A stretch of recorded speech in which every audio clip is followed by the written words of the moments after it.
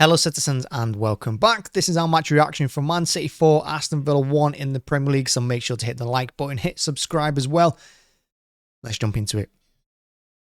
Well, let's not beat around the bush here, let's not pretend. Foden has saved us from an absolutely dire performance and a dire match. This was boring, this game, particularly in the first half. It was dreadful and we looked like a team that are playing for the draw rather than the opposition. And that's how we looked for weeks, if not months. So it was another really poor performance for me. But we got the job done. We got 3 points. And it's our first victory against a team in the top 4 this season. So you have to take it. You know, and we got a few goals as well, which is good. It's going to help the goal difference. I don't think that's going to matter in the end, but it could do. And yeah, we continue our title charge, if you want to call it that. I don't know how we're still favourites for everything. I see a team here who are struggling to put any sort of performance together and any sort of consistency, but look, we go again. Now look, let's start off at the starting 11. We're making a few changes. We've got a few things out. De Bruyne's rested, Haaland's rested. Of course, there's no Walker, so it's Lewis, Akanji, Guardiola, and Diaz at the back. Ortega's in goal. Then Rodri, Foden, Bernardo, Grealish, Doku, and Alvarez. And look, at the first half, like I said, look, we start out the traps quite well. We're playing quite well. We're not really looking sharp, but at least we're passing around a bit of momentum and a bit of desire, really. And then we get the goal. We go 1-0 up. And from there, you're thinking, okay, we're going to coast this one. Because Villa so far haven't really done much. They haven't really done anything other than sit back, sit narrow, sit compact, which is what every team's doing against us at the moment. They just get all 10 players behind the ball, they sit narrow, and we can't break them down because we just keep overloading the middle. And Villa knew this from the Arsenal game the other day and then against Liverpool as well a few weeks ago. So that's what Villa did. And you can see their game plan right from the out, try and hit us on the break because they know they're quicker than us at that end of the pitch. But we get the goal. I think it's a deserved goal as well. A good one by Rodri, well worked. Doku cutting it back for him. But then when Villa get their goal, which was honestly shocking defending, it's twice shocking defending, to be honest with you. We've let the runner go both times. And again, it's the consistency of how many times we allow ourselves to get countered and how many times we're like 3-on-3 or something like that at the back. We have to do better defensively, and we can't keep pushing up to halfway line against teams like this because we will get punished. And we got punished in this one because they went and scored poor goal to give away.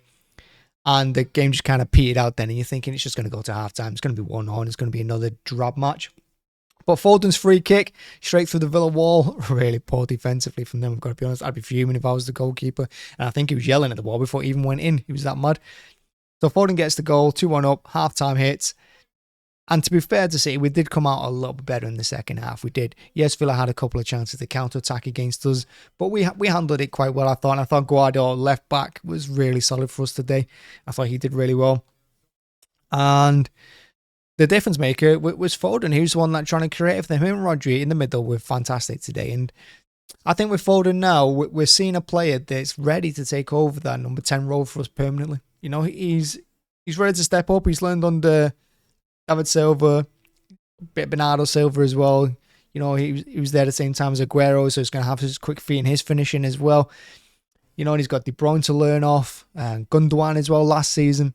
I think Foden is ready to step up and be that man in the middle for us. And when De Bruyne moves on, which, to be honest, his injuries now are getting worse and worse, and he's keeping him out for longer, Foden should manage to step into, and you got to stop playing Foden out wide. You got to play him in the middle. And man of the match performance, 3 goals, 3 unbelievable goals from him. The third was, what a finish into the top corner that is. And for me, the best player of his age group in the world. Absolute world class. And it's another hat-trick for him as well, which is great. I think that's his 3rd one for us, United, Brentford and Villa. Yeah. Now then, talking about City in general and going forward for the rest of the season, it baffles me this. One of the questions I've always had about us is why we're intent on crossing the ball in or chipping it into the 6-yard box, waiting for someone to get on the end of it when Haaland's not on that pitch. Because when Haaland's on the pitch, we're desperate to give him the ball to his feet, let him hold it up, or, you know, just let him fight the centre half for the ball. But when he's not on it, the number of crosses we pump into that box is ridiculous. And we did it before we even got Haaland that season when we didn't have a striker. We were putting the ball into the air and expecting, I don't know, Sterling to get on the end of it.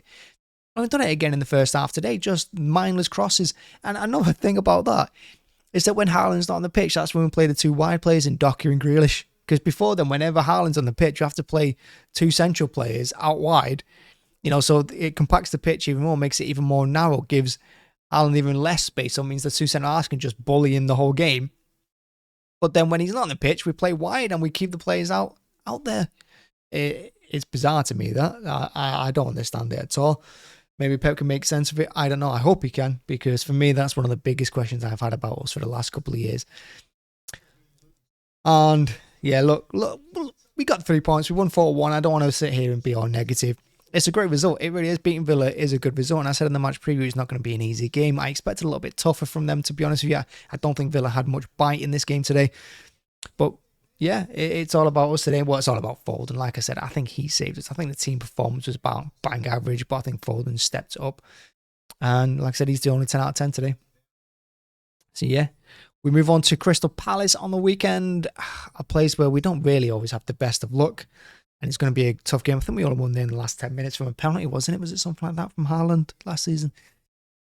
So yeah, it's going to be another tough game. But I've said it, and I said it again with Madrid coming up next week as well. And Chelsea's coming in the FA Cup semi-final. Any defeat now in any competition, we're out. We have to treat every single game like a must-win. And this is a good start. This is a good first step to the end of the last couple of months. Thank you very much for watching. Thanks for checking out. Make sure to hit the like button, hit subscribe as well. Like the show, help the channel grow. Thank you very much. Bye-bye.